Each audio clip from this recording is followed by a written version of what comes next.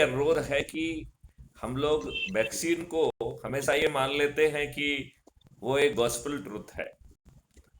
जैसे अभी कोरोना की वैक्सीन आई, उसके इतने ज़्यादा साइड इफ़ेक्ट्स जो है अब सामने आ रहे हैं।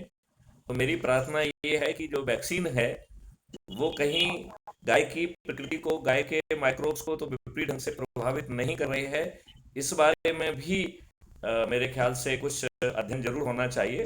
तो मैं ब्रिगेडियर साहब से अनुरोध करूँगा कि यदि इस मामले पर भी थोड़ा-सा अध्ययन कर लिया जाए, क्योंकि जो भी कंपनियाँ वैक्सीन बनाती हैं या जो भी इस तरीके के केमिकल्स बनाती हैं, वो केवल पॉजिटिव साइड को प्रोजेक्ट करती हैं, और हम कई जगह इस बात को भूल जाते हैं कि उसकी नेगेटिव साइड क्या है। जैसे केमिकल फर्टिलाइजर और पेस्टिसाइड आया तो सब लोगों को जो है ना ये लगा कि शायद केमिकल ये सब चीज़ का पैनेसिया है, जबकि वो जो है कैंसर कारक निकला। और उसने जो है, जो आपके केमिकल तत्व जो है वो NPK पे ही सीमित कर दिए, जबकि हमारी जीवित मिट्टी में 18 जो है ना तरीके के न्यूट्रिएंट्स और माइक्रोब्स होते थे, जिसके कारण हमारी मिट्टी भुरभुरी भी रहती थी, उपजाऊ भी रहती थी, और उसमें अपनी क्षमता को पुनः विकसित करने की क्षमता थी।